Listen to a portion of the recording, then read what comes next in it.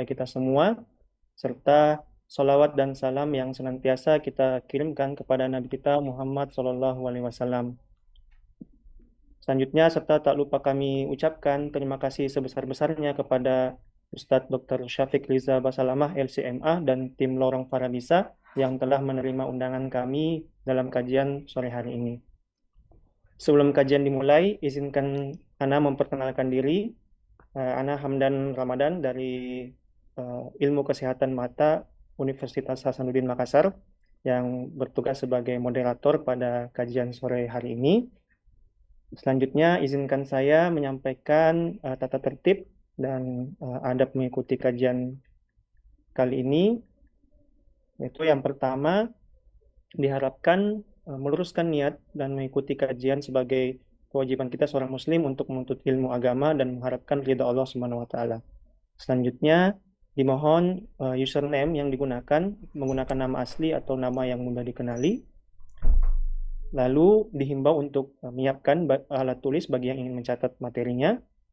Kemudian untuk para peserta yang mengikuti Zoom, dimohon video di off-kan dan audio di mute selama kajian berlangsung.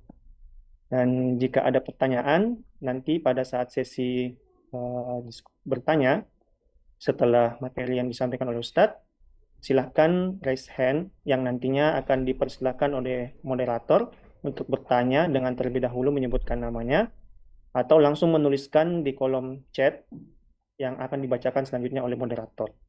Dan di akhir sesi, insya Allah akan ada doa bersama yang dipandu oleh Ustadz sebelum penutup. Dan yang terakhir, tak lupa kami mengingatkan kepada jamaah untuk juga selalu menyimak kajian-kajian yang ada di media sosial Lorong Farabisa. Nah, selanjutnya kami menyerahkan kepada Ustadz Dr. Syafiq Riza Basalamah, LCMA, untuk menyampaikan materi kajian sore ini. Ustadz, tafadhol. Jazakumullah khairan. Assalamualaikum warahmatullahi wabarakatuh. Alhamdulillah alladhi arsala rasulahu bil huda wa dinil haqq liyudhhirahu 'ala ad-dini kullihi walau karihal musyrikun. Segala puji bagi Allah Jalla Jalaluh yang mengutus Rasulnya dengan petunjuk dan agama yang benar, agar Allah memenangkan agamanya di atas seluruh agama, meskipun orang-orang musyrikin membenci hal itu. Allahumma salli wa sallim ala abdika wa rasulika Sayyidina wa maulana Muhammadin wa ala alihi wa ashabihi ajma'in. Ya Allah, semoga salawat dan salam, berkah dan nikmat senantiasa Engkau curahkan untuk hamba kekasih-Mu, untuk baginda Nabi kita Muhammad alaihi salatu wassalam, untuk keluarga beliau, untuk istri-istri beliau, untuk putra-putri beliau, dan untuk seluruh sahabat Nabi. Semoga Allah meridai kita bersama mereka. Amma ba'd. Yang pertama, ana berterima kasih sekali ya, bisa kembali berbagi ilmu, sharing bersama teman-teman yang jauh di seberang pulau sana. Sedangkan ana nggak harus berangkat ke tempat itu. Dan ana juga bersyukur ya, tatkala melihat adanya kawan-kawan yang mungkin menekuni ilmu dunia, kedokteran khususnya umpamanya, dokteran mata, tapi ternyata mereka mengetahui bahwa setiap muslim itu wajib belajar ilmu agama. Karena jangan sampai teman-teman yang mengkaji ilmu dunia, kemudian kesibukan dia mengkaji ilmu dunia dan mempelajarinya, membuat mereka lalai akan akhirat. Padahal semua kesuksesan, semua keberhasilan, semua pencapaian di dunia ini akan ditinggal. Dia akan diantarkan oleh keluarganya ke sebuah tempat yang sangat sempit, yang sejatinya tidak membutuhkan uang banyak untuk menempati tempat itu. Sedangkan rumahnya, mobilnya, jabatannya, gelar-gelar yang dia dapat, semuanya dia tinggalkan. Dan dia sendirian di sana, tanpa sanak famili, tanpa seorang kawan pun, tanpa anak-anak yang mencintai. Ahibati fillah, Ramadan sudah pergi. Apakah kita puas dengan apa yang kita lakukan selama bulan Ramadan? Bagaimana perasaan kita? Kita seringkali mendengarkan kajian sejak sebelum Ramadan. Mendengarkan peringatan-peringatan untuk menyambut bulan Ramadan. Tapi ternyata tanpa terasa Ramadan telah pergi. Dengan segala suka dan dukanya. Dengan segala amal soleh yang kita lakukan di dalamnya. Mulai puasa di siang hari. Sholat di malam hari. Sedekah dan berbagi yang kita lakukan. Menghatamkan Al-Quran berulang kali. Berzikir. Mengingat Allah tiada henti. Berdoa. Bermunajat. Memohon kepada Sang Pencipta yang terus kita lakukan setiap hari. Kita berjuang berharap mendapatkan satu malam yang lebih baik dari 1000 bulan. Sebagian iktikaf, meninggalkan rumah, pekerjaan, dan sanak famili. Ada pula yang berangkat umrah. Karena umrah di bulan Ramadan seperti haji bersama Rasul Sallallahu Alaihi Wasallam. Ada lagi setelah Ramadan yang berpuasa 6 hari di bulan Syawal. Karena berharap mendapatkan pahala puasa wajib selama 1 tahun. Ya, kewajiban hamba adalah beramal. Tapi dia juga harus berpikir. Apakah keletihan, kelelahan, lapar, haus yang dia rasakan selama ini diterima oleh Allah atau tidak? Rubba sa'imin hadduhu min siyamihi al-ju' wal-'atash. Nabi SAW pernah menyampaikan berapa banyak orang yang berpuasa tapi tidak mendapatkan pahala dari puasanya. Kecuali lapar dan haus. Terus apa gunanya dia puasa? Loh, kan saya sudah beramal. Kan saya sudah bekerja. Iya. Apakah setiap orang yang bekerja layak mendapatkan gaji, reward? Belum tentu. Boleh jadi dia bekerja, tapi kerjaannya salah. Boleh jadi dia beramal, ternyata amalannya penuh dengan riya, sum'ah. Jemaah rahimakumullah, amalan itu imma diterima, imma ditolak. Nggak ada yang ketiga. Amalan itu sejatinya diterima atau ditolak. Apa syarat diterimanya amalan? Oh, kita belajar. Syarat yang pertama adalah ikhlas. Nah, syarat yang kedua,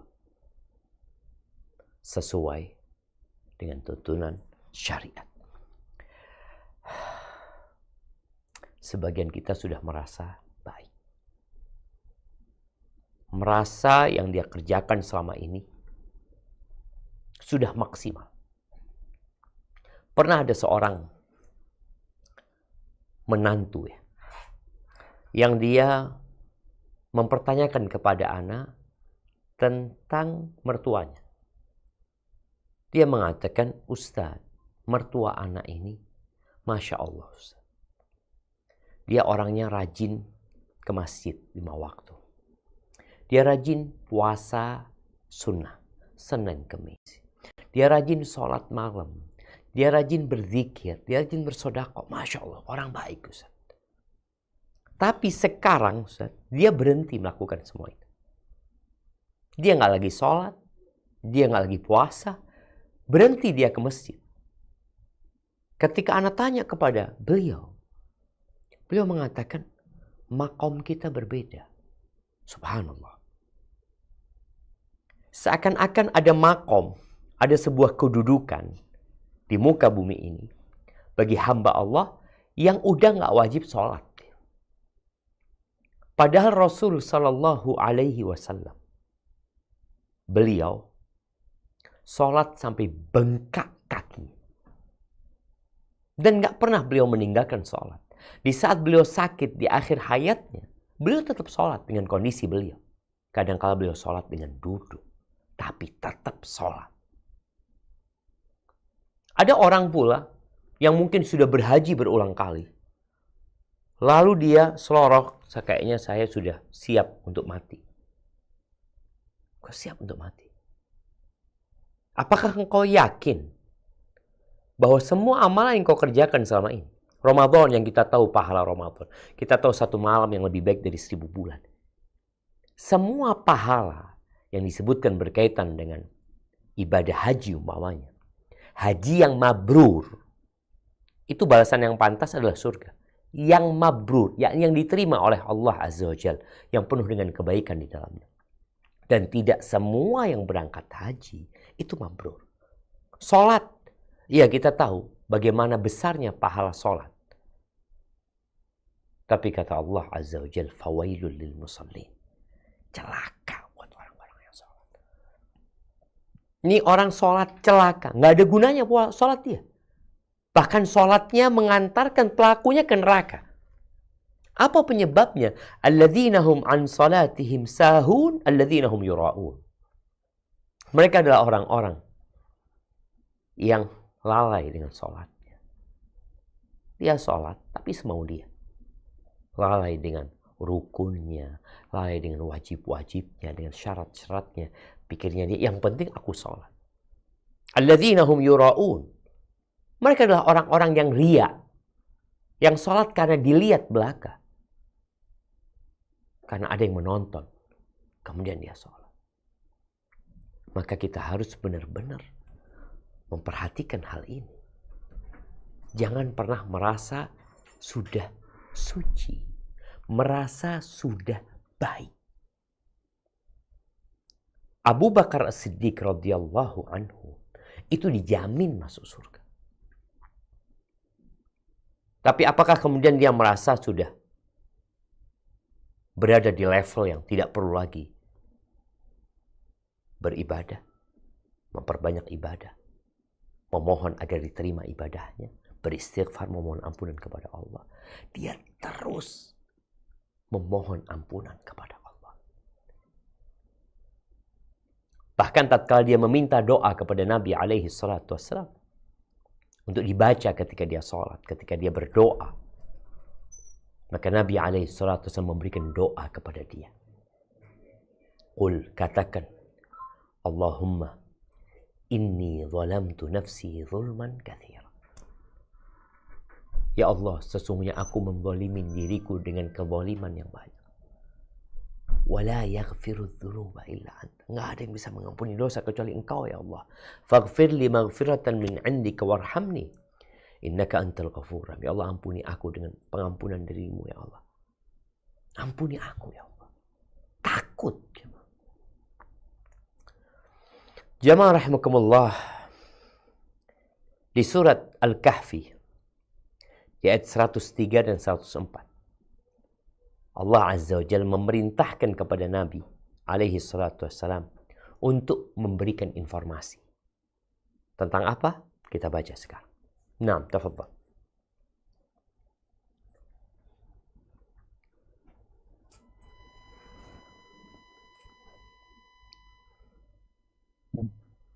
أعوذ بالله من الشيطان الرجيم.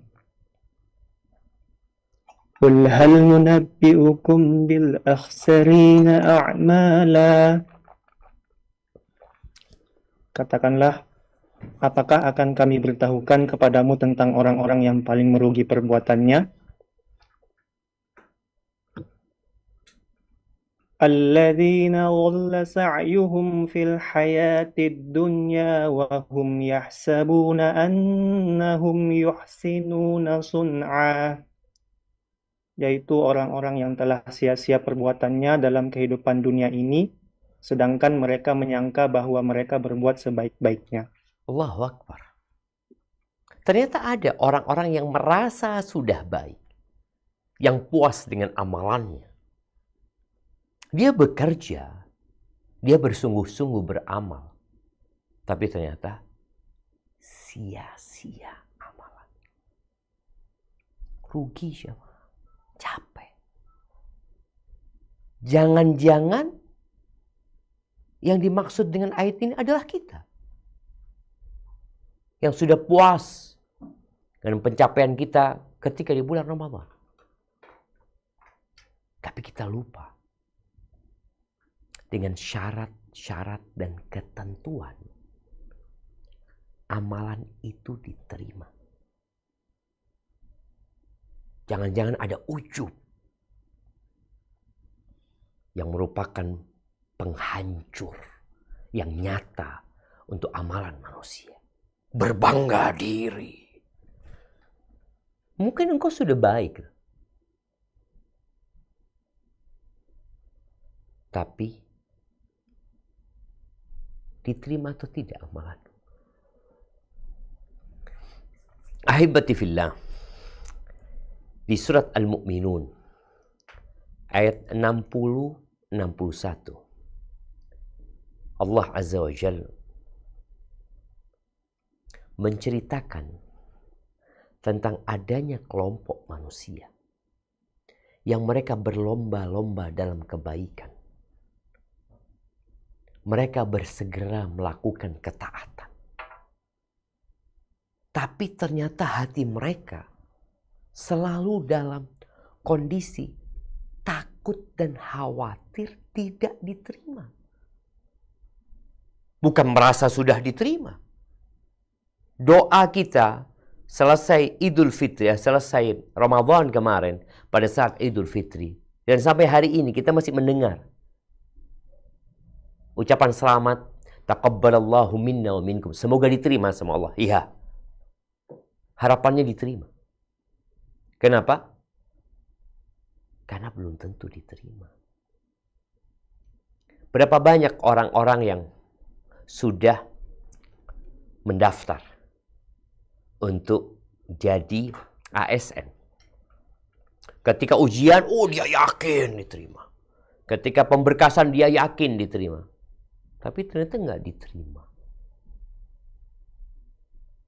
Coba kita baca firman Allah di surat Al-Mu'minun. Surat orang-orang yang beriman. Di ayat 60 dan 61. Tafadhal.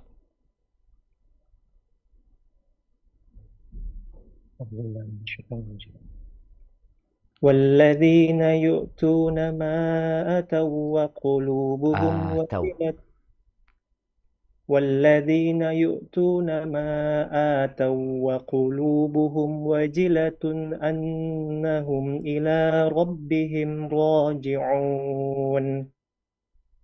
Dan orang-orang yang memberikan apa yang telah mereka berikan dengan hati yang takut, karena mereka tahu bahwa sesungguhnya mereka akan kembali kepada Tuhan mereka.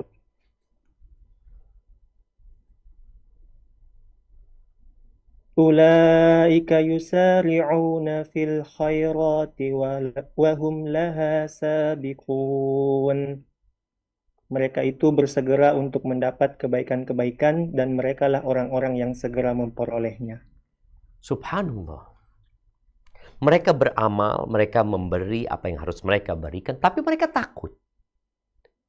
Ada kekhawatiran, ada kecemasan di dalam hati mereka.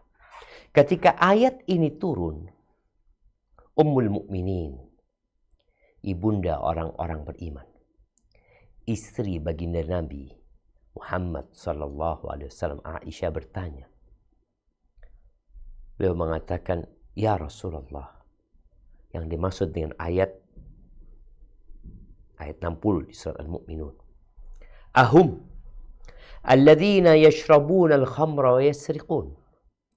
Apa yang dimaksud dengan ayat ini adalah mereka orang-orang yang berbuat dosa. Mereka minum khamar, mereka mencuri. Sehingga mereka takut. Ya pantas orang berbuat dosa selalu takut. Siapa saja yang melakukan perbuatan dosa, ada dalam hatinya kekhawatiran dilihat sama orang, diketahui sama orang. Dia tahu yang dia lakukan tidak benar, sehingga kalau ketahuan boleh jadi dia akan dihukum. Ada ketakutan, takut dengan hukuman. Takut ketahuan. Takut mendapatkan sanksi. Maka Aisyah berpikir, apakah kondisi takut ini disebabkan mereka adalah pelaku dosa? Apa kata Nabi SAW? La yabnata siddiq. Enggak, bukan. Bukan itu yang dimaksud. Wahai putrinya As-Siddiq, Abu Bakar As-Siddiq. Bukan itu yang dimaksud. Walakinnahum, tapi yang dimaksud dengan orang-orang yang takut dalam ayat ini, humul ladzina yasumun wa yusallun wa yatasaddaqun wa hum yakhafuna an la tuqbala minhum. Mereka adalah orang-orang yang rajin puasa, yang rajin sholat, yang tekun bersedekah, tapi mereka takut amalan mereka tidak diterima. Sebagian kita mungkin umurnya sudah 80 tahun, ada yang 70 tahun, ada yang 60 tahun, ada yang 50 tahun, ada yang 40 tahun, ada yang mungkin sudah puasa Ramadan selama 30 tahun. Mungkin dia sudah umroh tiap tahun, mungkin dia sudah haji berulang kali. Dan gak takut dia. Sedangkan ciri-ciri orang yang beriman itu takut. Takut gak diterima. Karena dia tahu sebagai manusia yang penuh dengan dosa. Kullu bani Adam khata'. Penuh kekurangan. Dosa jelas kita tahu berapa banyak dosa yang kita lakukan. Perbuatan kebaikan kita belum tentu ikhlas. Belum tentu sesuai dengan syariat. Ya seharusnya kita takut. Ya. Mereka adalah orang-orang yang terus berlomba-lomba dalam kebaikan. Ahibati fillah, siapa yang amalannya diterima? Allah menyebutkan di surat Al-Maidah ayat 27. Kisah antara dua putra Nabi Adam, Habil dan Qabil. Allah perintahkan kepada keduanya untuk berkurban. Si Habil mengorbankan domba terbaik yang dia miliki. Si Qabil juga mengorbankan hasil dari perkebunan dan pertaniannya untuk Allah Azza wa Jalla. Sama-sama berkorban. Sama-sama putra Nabi Adam. Tapi ternyata nggak semuanya diterima. Coba kita baca. 6.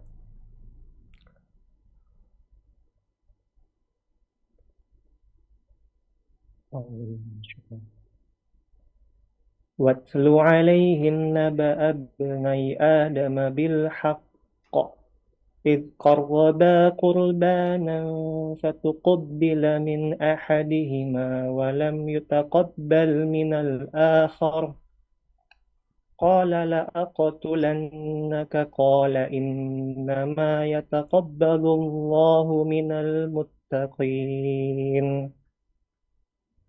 Ceritakanlah kepada mereka kisah kedua putra Adam, Habil dan Qabil, menurut yang sebenarnya. Ketika keduanya mempersembahkan kurban, maka diterima dari salah seorang dari mereka berdua, Habil, dan tidak diterima dari yang lain, Qabil. Ia berkata, Qabil, aku pasti membunuhmu. Berkata Habil, sesungguhnya Allah hanya menerima kurban dari orang-orang yang bertakwa. Subhanallah, jemaah. Itu lihat. Jelas Allah Azza wa Jal menerima hanya dari orang-orang yang bertakwa.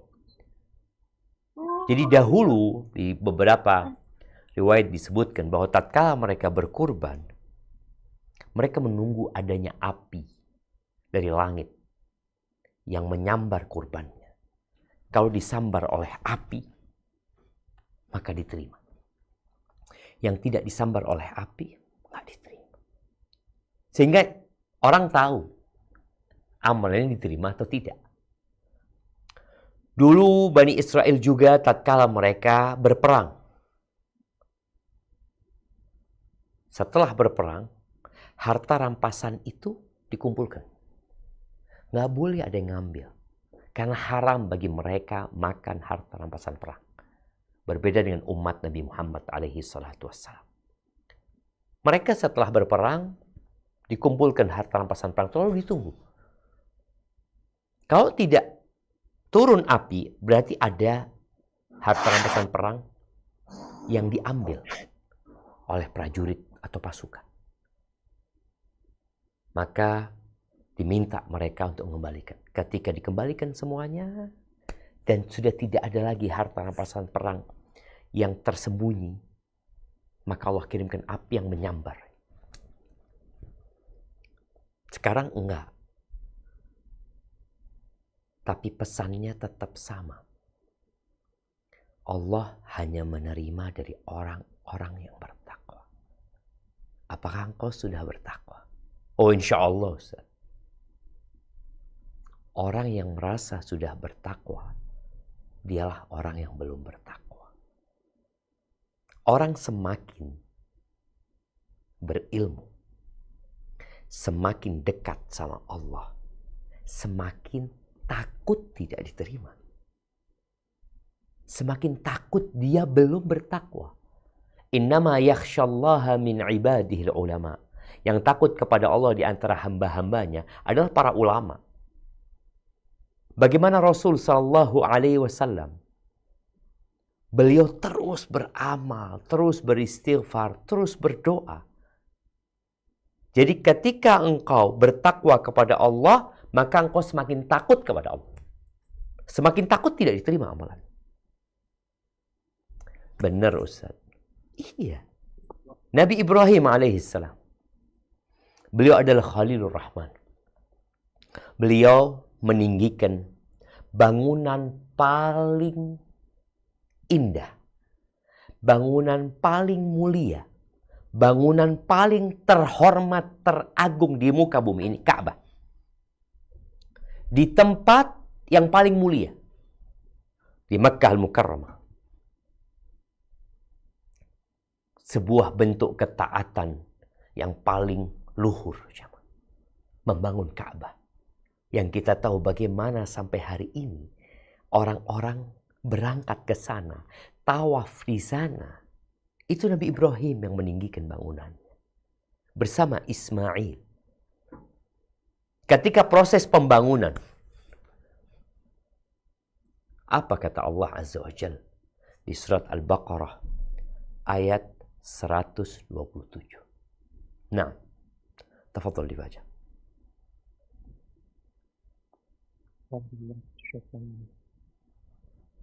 وَإِذْ يَرْفَعُ إِبْرَاهِيمُ الْقَوَاعِدَ مِنَ الْبَيْتِ وَإِسْمَاعِيلُ وَإِذْ يَرْفَعُ إِبْرَاهِيمُ الْقَوَاعِدَ مِنَ الْبَيْتِ وَإِسْمَاعِيلُ رَبَّنَا تَقَبَّلْ مِنَّا innaka antas sami'ul alim. Dan ingatlah ketika Ibrahim meninggikan membina dasar-dasar Baitullah bersama Ismail seraya berdoa, ya Tuhan kami, terimalah daripada kami amalan kami. Sesungguhnya Engkaulah yang Maha mendengar lagi Maha mengetahui. Allahu Akbar. Itu doanya Nabi Ibrahim. Beliau memohon supaya diterima. Permintaan Nabi Ibrahim ini bermuasal dari adanya rasa takut tidak diterima. Sebagian salafus saleh ketika membaca ayat ini, dia meneteskan air mata sambil berkata, "Ma balu khalilillah." Ada apa sama kekasih Allah? Yarfa'u qawaidal bait. Dia meninggikan bangunan Ka'bah. Wa yakhaf alla yuqbal minhu. Dengan kondisi takut amalannya tidak diterima. Takut tidak diterima. Tidak kemudian ada kebanggaan, ujub dengan dirinya. Aku yang bangun masjid ini. Aku yang menyumbang sekolah ini. Aku. Ada sebagian kita yang meninggikan dirinya. Boleh jadi nggak diterima amalan. Nabi Ibrahim takut tidak diterima. Ketika Nabi Ibrahim berdoa, beribadah kepada Allah Azza wa Jalla untuk dirinya dan anak keturunan. Lalu apa kata beliau? Allah ceritakan di surat Ibrahim ayat 40. Naam, tafadhal.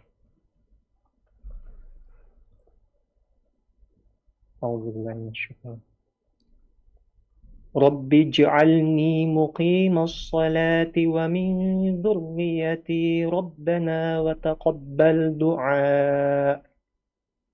Ya Tuhanku, jadikanlah aku dan anak cucuku orang-orang yang tetap mendirikan salat. Ya Tuhan kami, perkenankanlah doaku. Bayangin jemaah. Udah berdoa, ini Nabi yang berdoa. Sebagian kita berpikir ya udahlah mustajab doanya. Pasti dikabulkan sama Allah. Nabi Ibrahim berdoa mengatakan, Rabbi ja'alni muqimas shalah.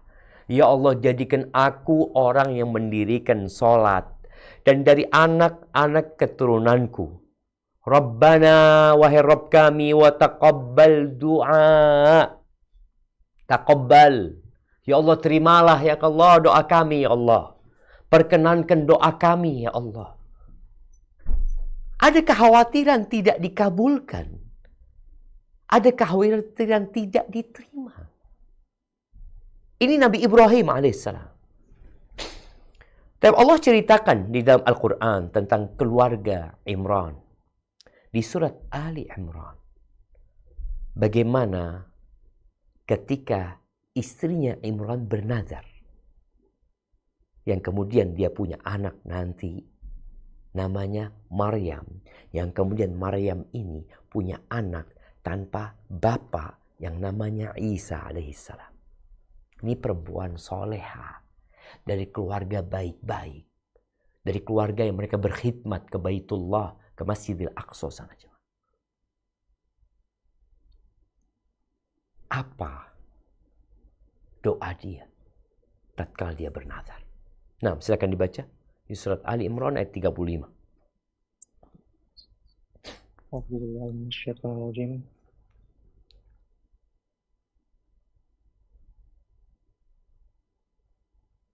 إذ قالت امرأة عمران رب إني نذرت لك ما في بطني محررا فتقبل مني إنك أنت السميع العليم. Ingatlah ketika istri Imran berkata, Ya Tuhanku, sesungguhnya aku menazarkan kepada Engkau anak yang dalam kandunganku menjadi hamba yang saleh dan berkhidmat di Baitul Maqdis. Karena itu, terimalah nazar itu daripadaku, sesungguhnya Engkaulah yang maha mendengar lagi maha mengetahui. Allahu Akbar. Takut tidak diterimanya. Dia tahu Allah maha mendengar dengan doa dan maha mengetahui dengan kondisi hati dia, dengan kondisi dirinya. Maka dia minta, ya Allah, terimalah dari kami, ya Allah. Terimalah dari kami, ya Allah. Sekali lagi, semakin engkau bertakwa, semakin engkau takut amalanmu tidak diterima. Nabi kita Muhammad alaihi salatu wassalam, tatkala beliau hendak berkurban, beliau mengatakan bismillah, dengan nama Allah, Allahumma taqabbal min Muhammad wa min ummati Muhammad. Ya Allah, terimalah ya Allah dari Muhammad dan dari umatnya Muhammad sallallahu alaihi wasallam. Dan di antara doa dan permohonan beliau mengatakan, Rabbi taqabbal taubati. Ya Allah, terimalah taubatku ya Allah. Itu Nabi. Sebagian kita dulu pelaku dosa, kemudian dia bertobat. Lalu dia merasa, saya sudah tobat, selesai sudah dosa-dosa saya. Allah maha menerima tobat. Iya, betul. Tapi belum tentu tobatmu diterima. Seharusnya ada rasa takut gitu. Boleh jadi gak diterima tobatku sama Allah. Maka doa, ya Allah, terimalah tobatku ya Allah. Nabi berdoa itu.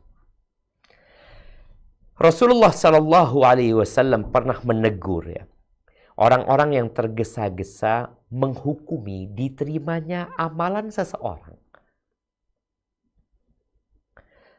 Ketika Uthman bin Mad'un ya, Uthman bin Mad'un ini saudara sesusu Nabi alaihi salatu wassalam.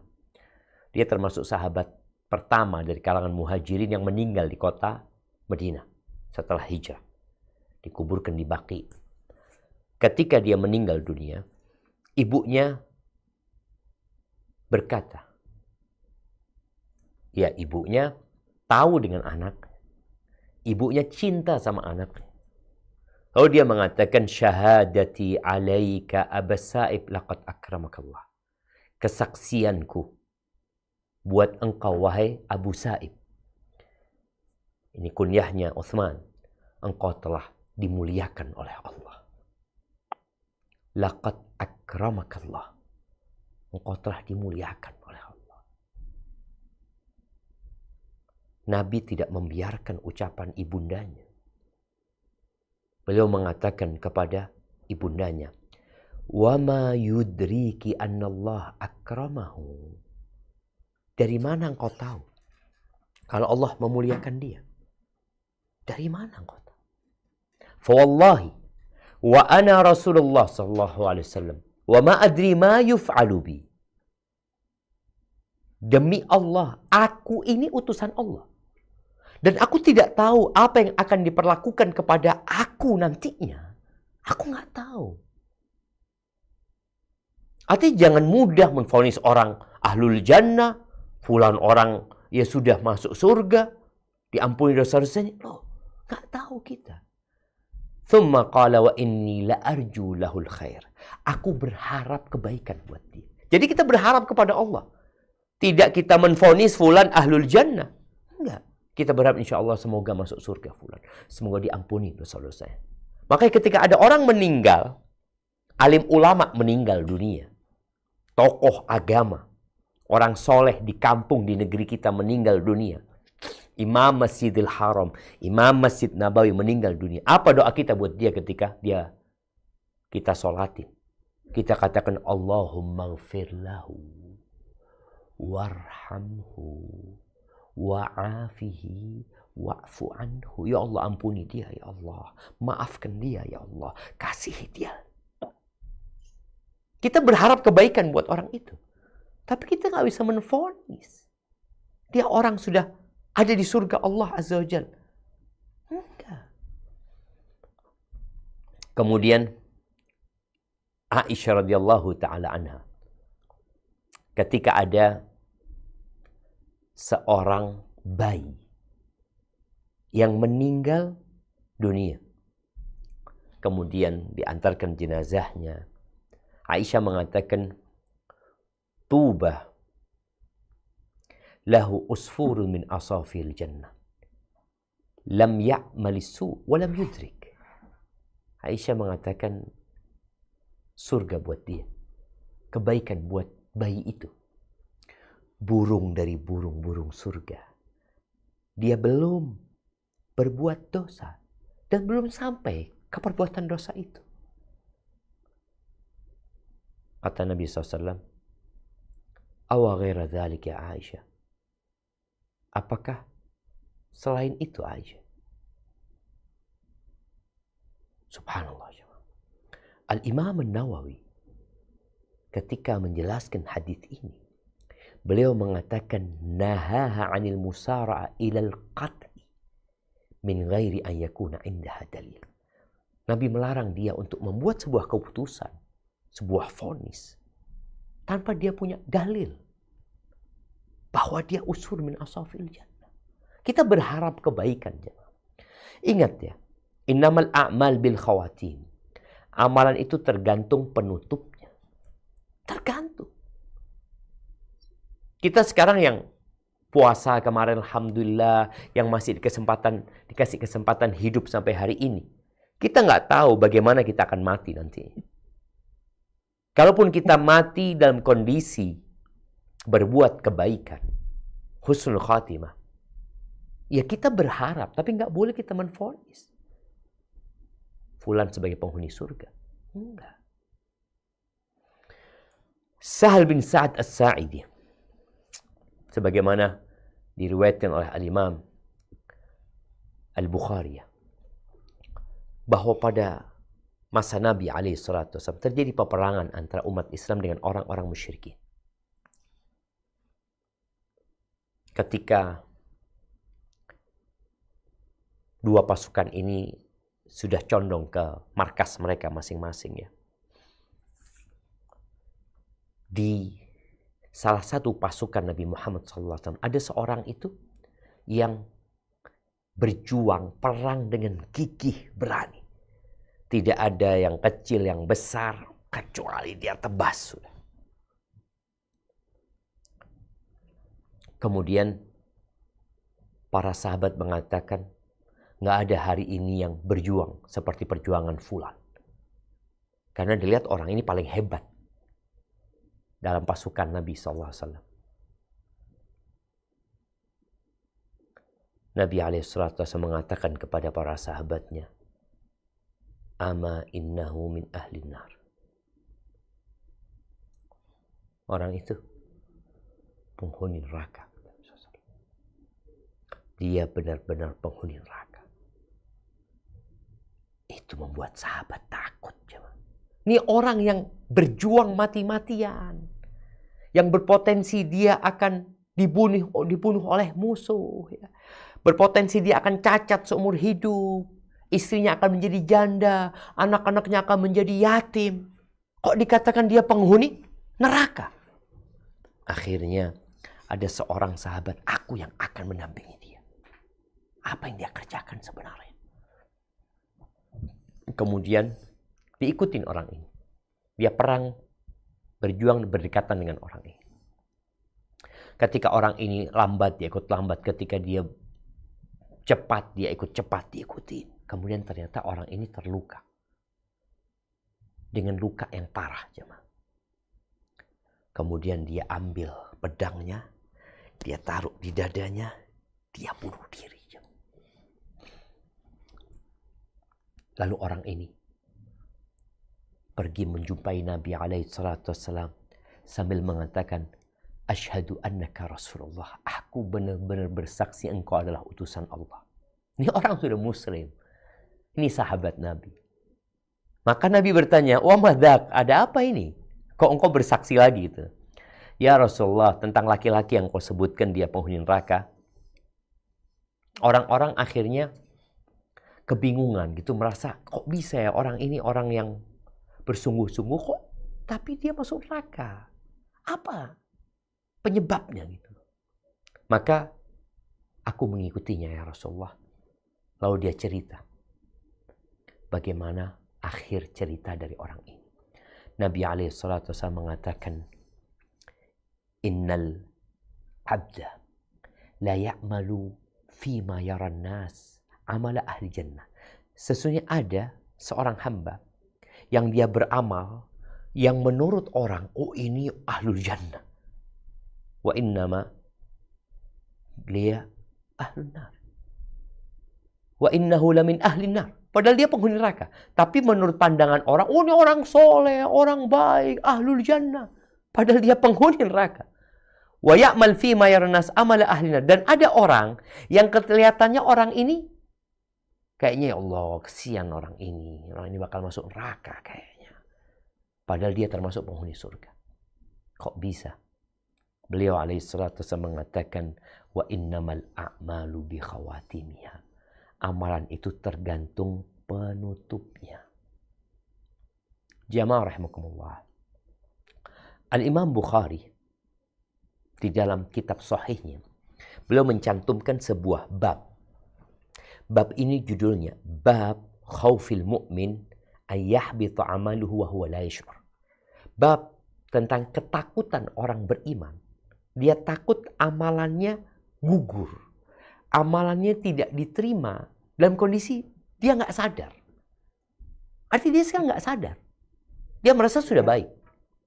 Tahu-tahu nanti ketika dibangkitkan di hari kiamat, tatkala proses persidangan, ternyata amalan dia batal. Nggak diterima.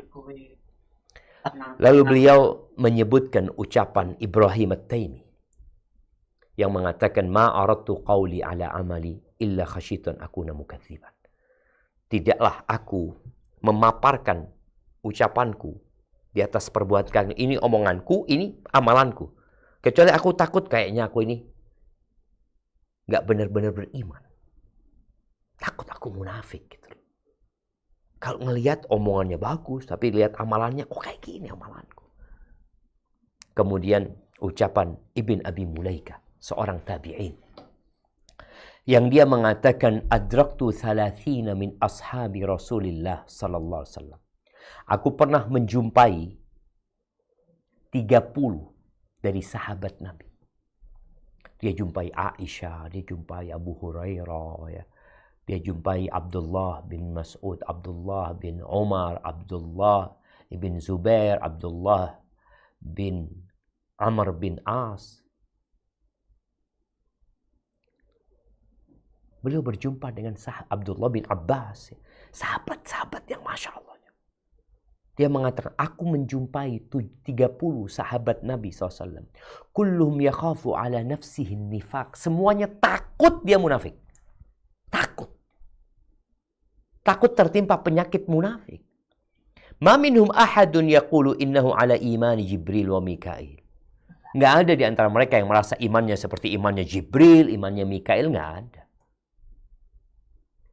Al-Hasan al-Basri mengatakan, al-mu'min, orang beriman itu, jama'a baina ihsanin wa khasyah wa khauf. Orang mukmin itu menggabungkan antara terus berbuat baik, ya, terus beramal soleh, plus rasa takut. Sedangkan orang munafik, udah amalannya banyak dosanya, tapi merasa aman. Ketika beramal merasa, sudah paling baik, paling bagus. Seakan-akan sudah diterima sedekahnya. Oh, dia banyak kebaikan. Maka jangan-jangan kita termasuk orang munafik. Ahibati fillah. Ya, tanda amalan itu diterima, ya dia ikhlas.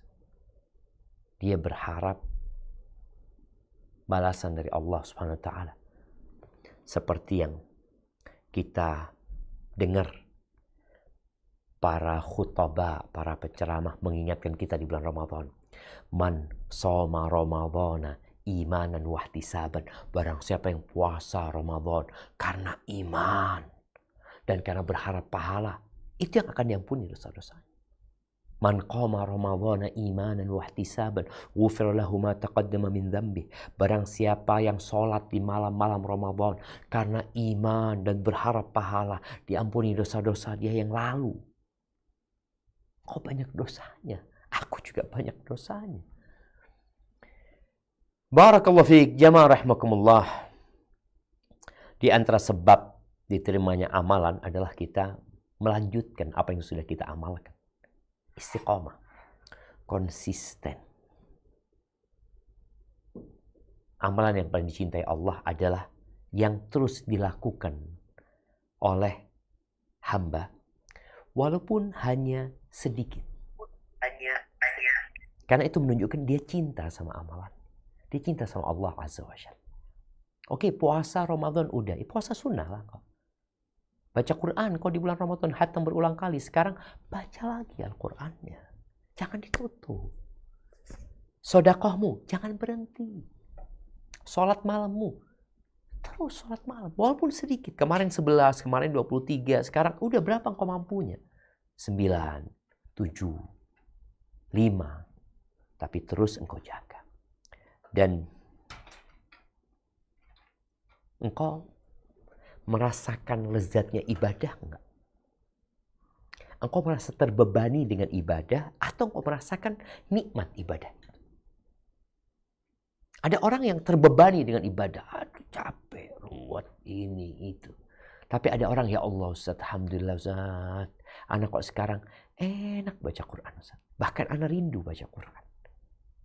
Alhamdulillah Ustaz. Anak sekarang, ya yang awalnya mungkin banyak berbuat dosa setelah Ramadan. Alhamdulillah Ustaz, anak berusaha untuk menjauhin perbuatan dosa. Pokoknya dia menikmatin ibadah. Kalau dia menikmatin ibadah, kemudian dia bisa istiqomah, semoga amalan diterima. Plus tadi, rasa takut tidak diterima harus selalu mendampingi dia. Hindari makanan yang haram ya. Karena termasuk ditolaknya doa seseorang adalah gara-gara makan yang haram. Allah itu maha baik dan Allah tidak menerima kecuali yang baik. Jamaah rahimakumullah. Setelah Ramadan pergi, maka teruslah memperbanyak zikir. Karena di bulan Ramadan, Allah menciptakan kondisi yang mendukung kita untuk mendekatkan diri kepada Allah Azza wa Jalla. Kita nggak akan bisa beribadah di bulan Syawal seperti ibadah kita di bulan Ramadan, nggak bisa. Kondisinya sibuk dengan dunia kita, sama keluarga kita.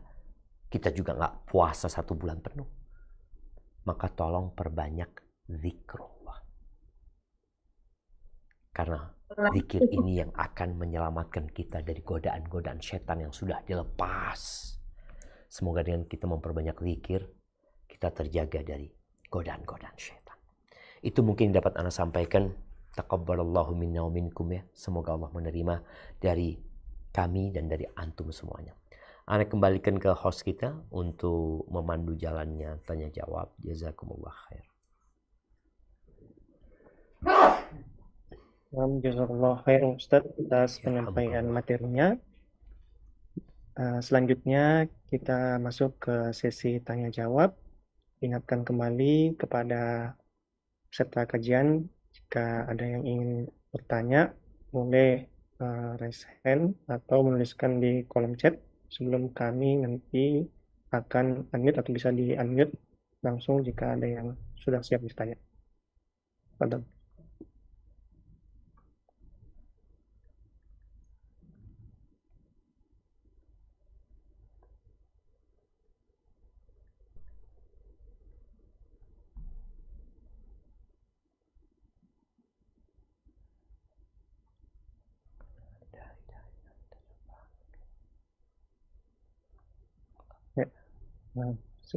Padahal Ummu Muhammad. Nah, Assalamualaikum warahmatullahi wabarakatuh, Ustaz. Waalaikumsalam warahmatullahi wabarakatuh. Ahsanallah.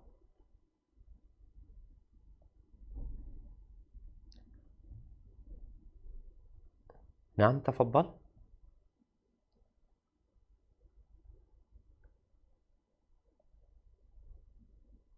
Allah nanti akan menunaikan ibadah haji begitu Ustaz ya. Nah, beliau tuh ingin sekali supaya bisa Afan, tadi sempat terputus ya. Bisa diulangi? Nah, Ustadz, apa? Begini Ustadz, jadi ada seseorang yang insya Allah akan menunaikan ibadah haji yang akan, subhanallah, yang akan datang ini Ustadz. Nah, Nah, jadi orang itu takut sekali amalannya tidak diterima. Jadi beliau berusaha untuk bisa berangkat melalui KBIH Sunnah begitu ya. Tetapi untuk ikut ke KBIH Sunnah itu beliau harus mutasi. Dikarenakan di harus tempat apa? beliau mutasi Mutasi. embel Oke. ya.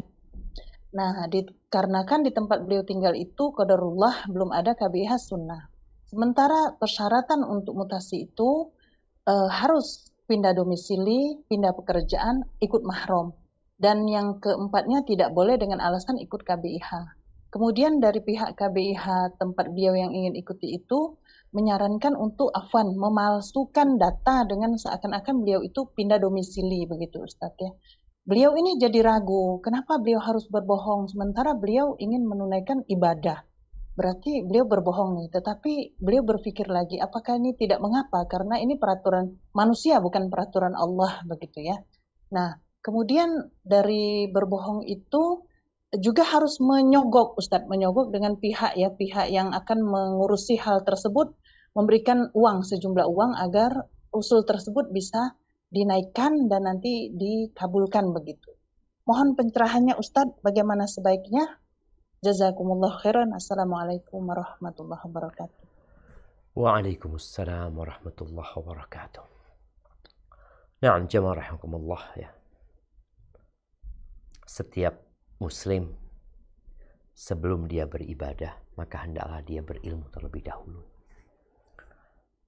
Sehingga ya ana ingin memberikan arahan kepada semua jemaah haji yang akan berangkat. Yang kita tahu dari Indonesia mungkin ada 220.000 yang akan melaksanakan ibadah haji setiap tahunnya. Maka tolong ketika melakukan ibadah haji yang merupakan rukun Islam, yang boleh jadi itu adalah haji dia yang pertama dan terakhir ya, hendaklah dia benar-benar memastikan dia menjalankan ibadah sesuai dengan syariat, sesuai dengan aturan dari Nabi Muhammad SAW. Karena beliau mengatakan, khudu anni manasikakum, ambillah dari aku tata cara ibadah haji kalian. Jadi bukan hanya yang penting saya haji, yang penting saya berangkat ke tanah suci. Tidak. Karena ada orang yang berangkat tapi nggak mabrur, nggak diterima hajinya. Maka dia benar-benar terus belajar, mengkaji ya.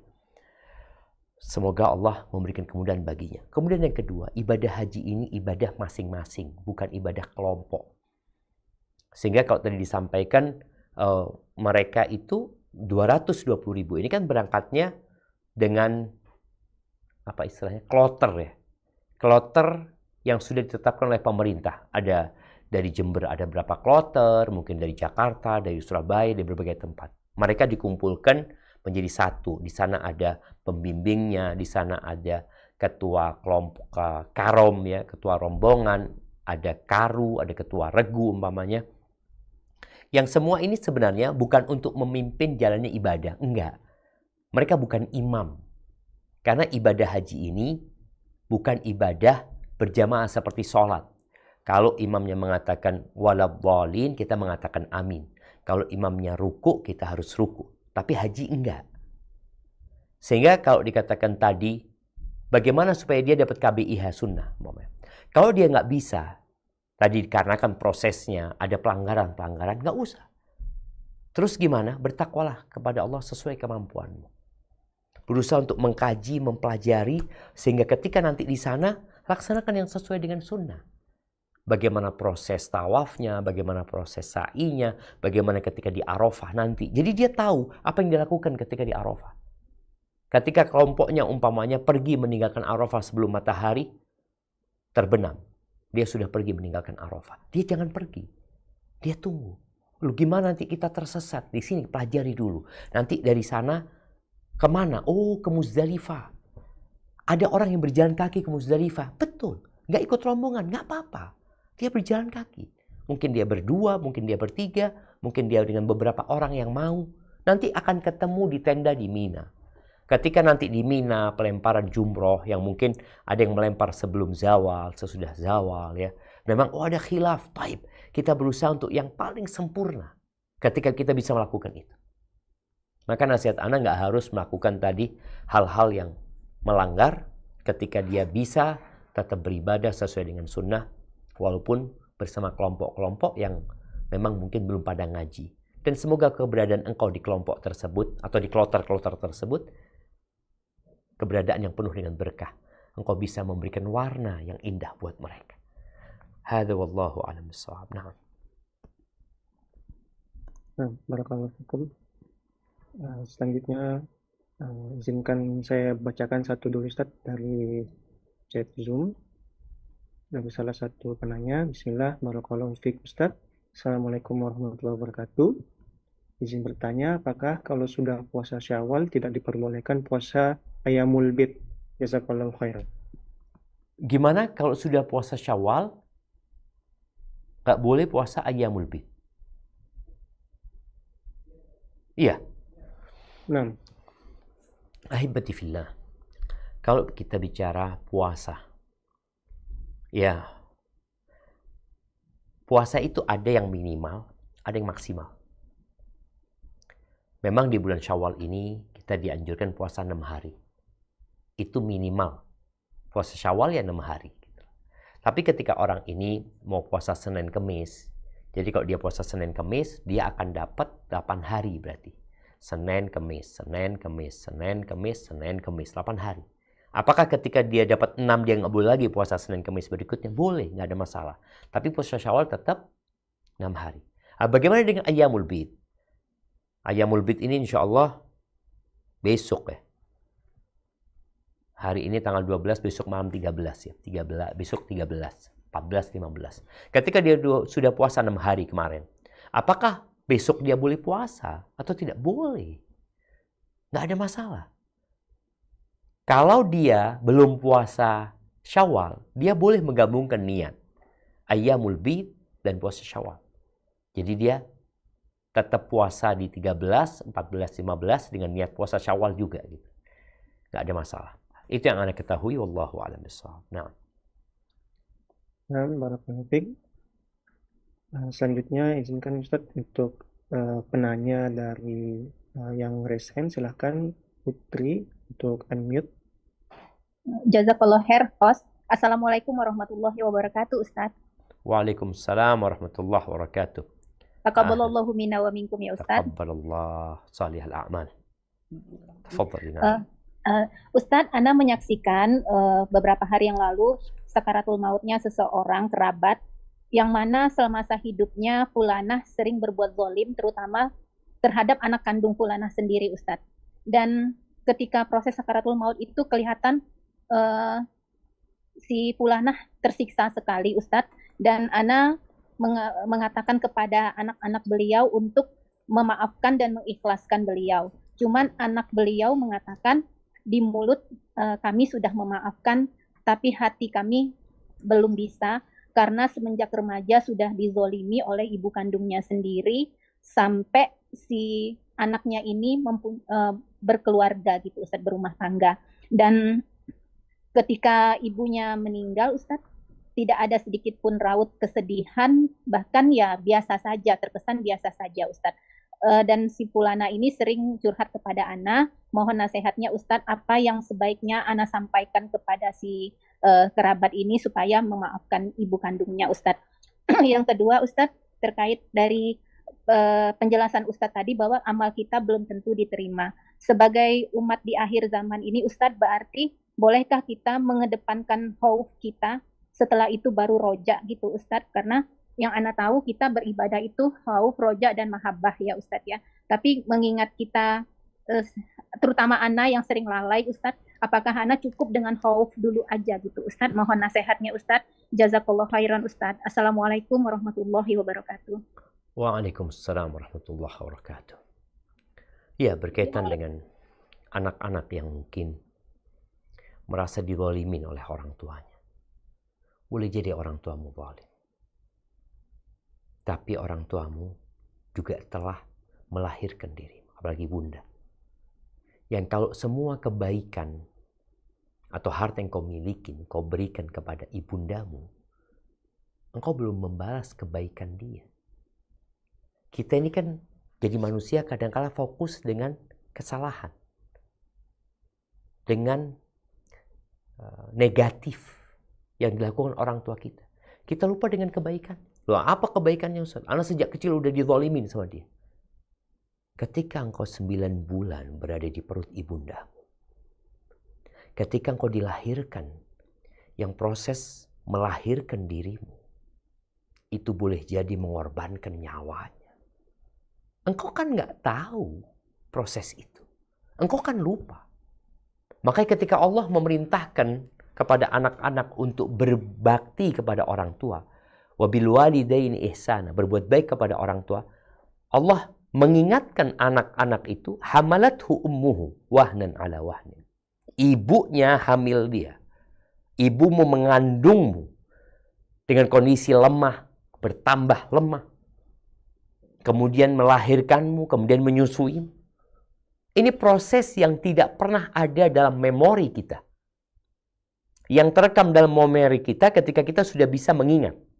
Ibuku seperti ini, ibuku jahat sama aku, ibuku pilih kasih. Oke, engkau ingat itu. Tapi ingat, ternyata ada kebaikan orang tua kita yang kita nggak pernah ingat. Maka Allah mengingatkan. Maka sampaikan kepada dia, sejahat apapun ibundamu, engkau tidak akan bisa membalas kebaikan ibundamu. Terus apa manfaatnya ketika ibumu disiksa gara-gara engkau? Engkau sendiri belum tentu berbakti sama ibundamu. Maka sampaikan kepada dia, hendaklah dia memaafkan ibundanya. Karena dia juga belum tentu sudah berbakti sama ibundanya. Ketika ada orang yang gendong ibunya dari Khurasan atau dari Asfahan sana, di Iran sana, haji, diajak keliling. Kemudian dia tanya kepada Abdullah bin Umar bin Khattab, aturani qad jazaituha. Menurutmu aku sudah balas budi ibumu apa enggak?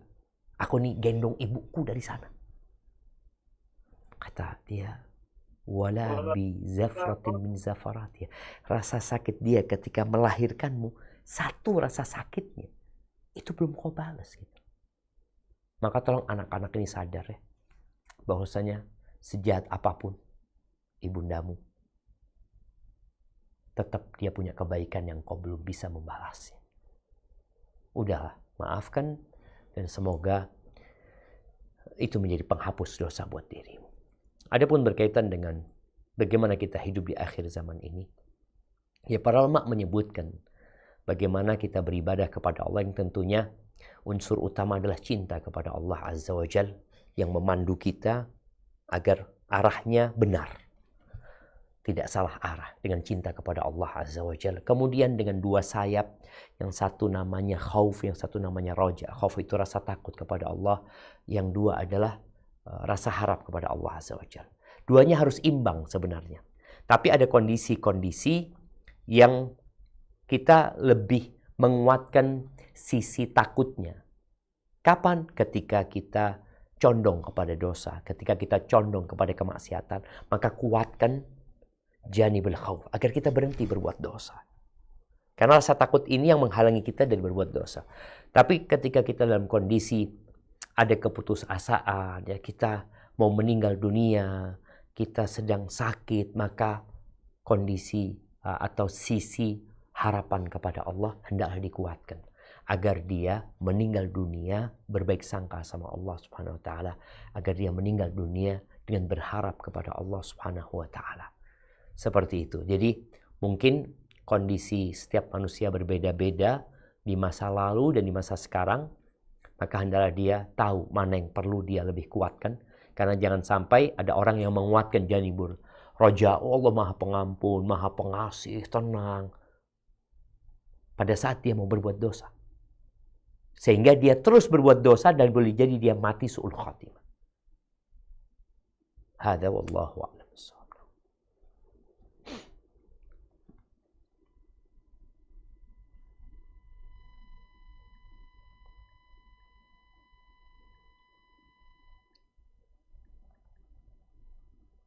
Silakan Dok.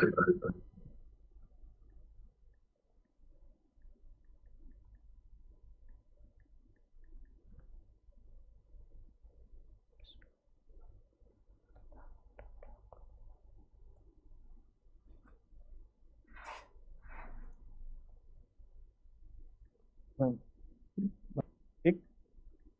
Selanjutnya izinkan saya membacakan satu pertanyaan lagi Ustaz dari chat Zoom. Mungkin yang sesuai tema Ustaz. Bismillah Ustaz, bagaimana cara memotivasi diri untuk senantiasa mempertahankan amalan soleh yang sudah dilakukan di bulan Ramadan di bulan setelahnya? Dan apakah ada doa khusus agar amalan di bulan Ramadan ini diterima? Afwan Ustaz, bagaimana seorang yang selanjutnya juga Afwan Ustaz, bagaimana seorang perempuan yang ingin berumroh tanpa mahram? Jazakallah khair Ustaz. Barakallahu fikum.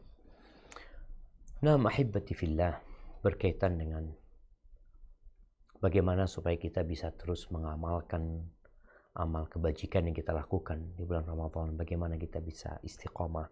Maka tentu yang pertama adalah dengan senantiasa berdoa, memohon kepada Allah Azza wa Jalla. Seperti doa yang dianjurkan dibaca di setiap penghujung sholat ya, yang diajarkan Nabi alaihi salatu wasallam kepada Mu'ad bin Jabal. Allahumma a'inni ala dzikrika wa syukrika wa husni ibadatik.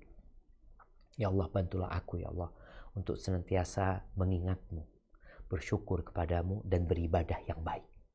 Perbanyak doa, mohon sama Allah Azza wa Jalla agar kita dibantu, karena tanpa pertolongan Allah kita gak akan bisa istiqomah. Oleh karena itu tatkala kita mendengar panggilan adzan, hayya 'alas shalah, hayya 'alal falah, yang merupakan panggilan untuk kita beraksi ya, melaksanakan sholat, apa jawaban kita? La haula wa la quwata illa billah.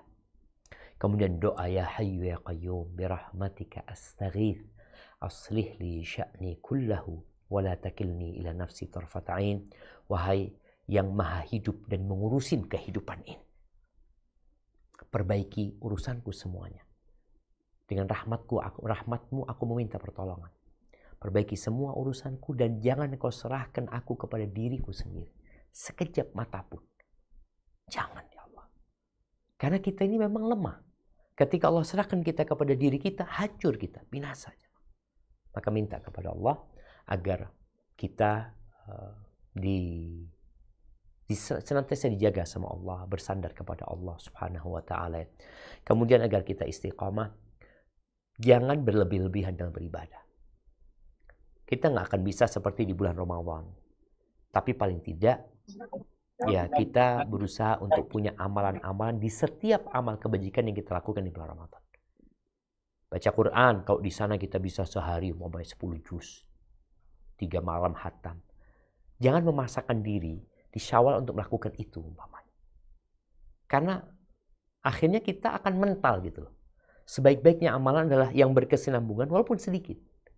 Aku bisanya kayaknya 1 juz, ya sudah 1 juz. Gak mampu anak kayaknya anak, karena kalau di bulan Ramadan kan memang waktu kerjanya lebih sedikit ya. Kemudian anak juga sering ke masjid, tapi setelah Ramadan anak banyak kerjaan, anak banyak harus lakukan. Ya udah, engkau mampunya berapa?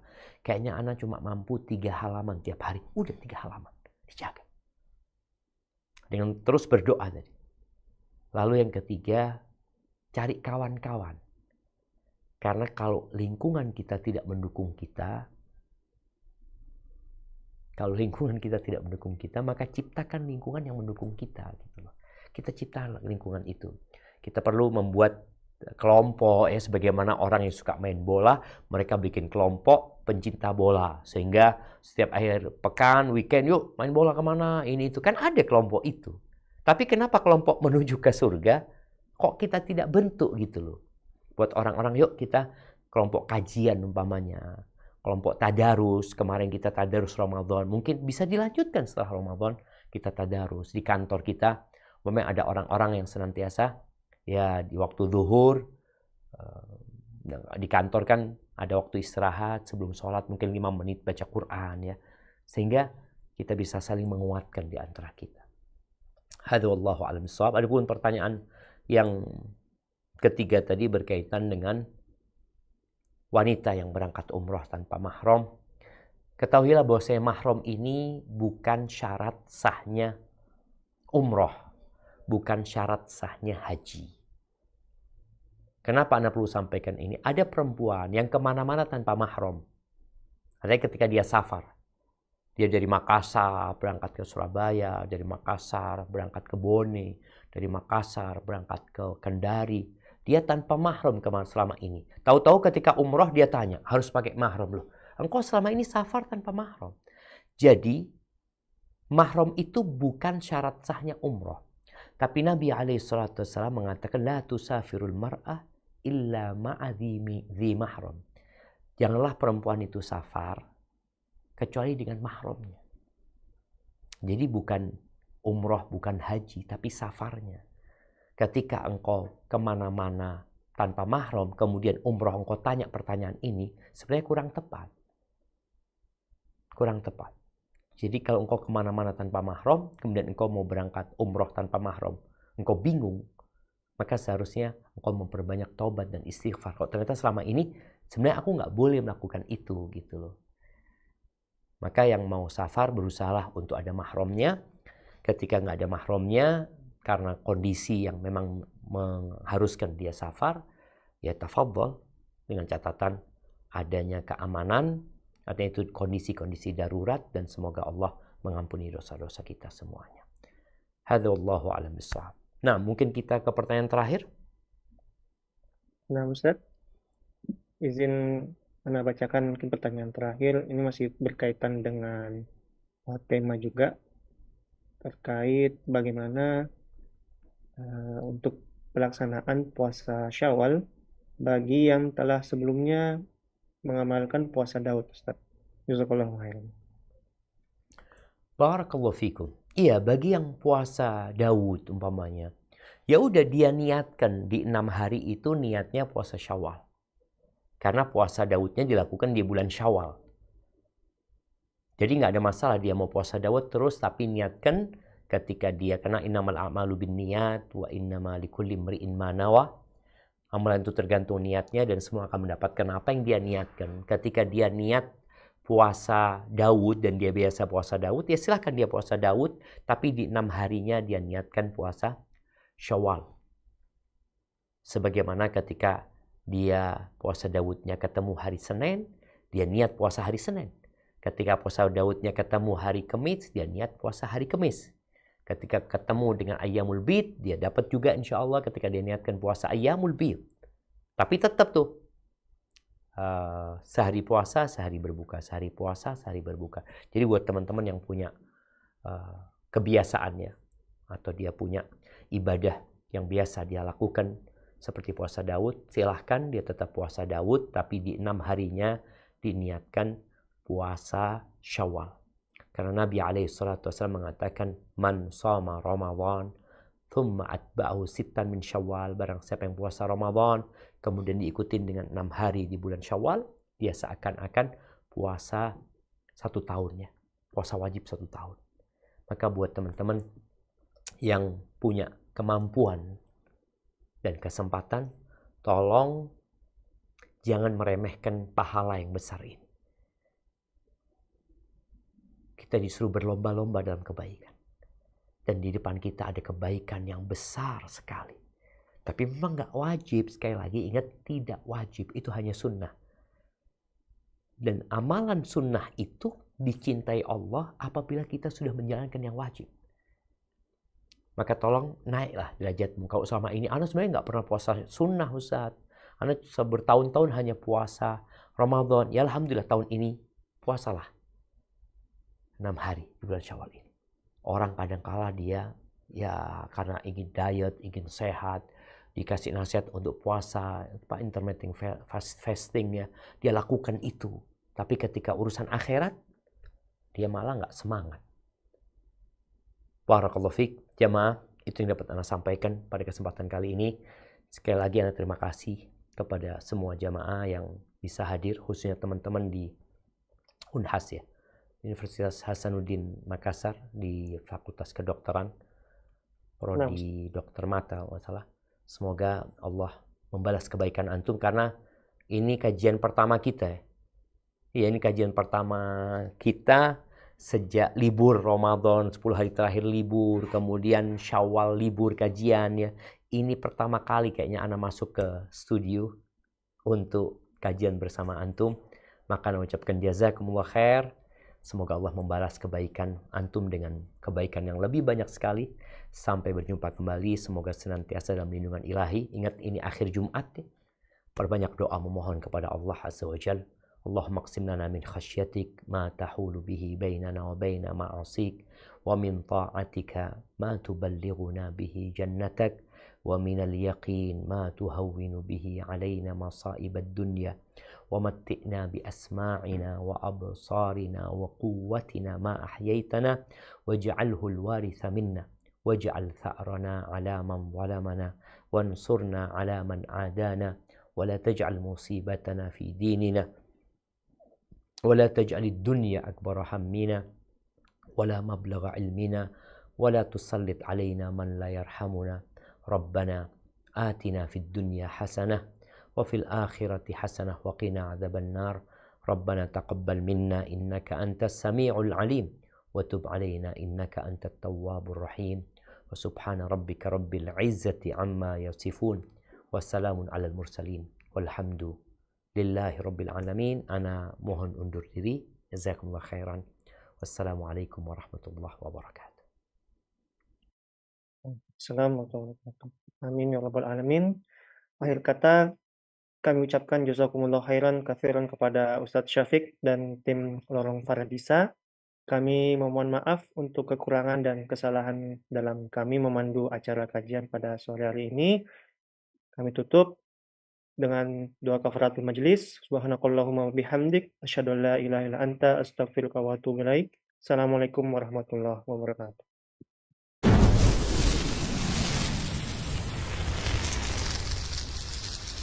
Samase, it's different.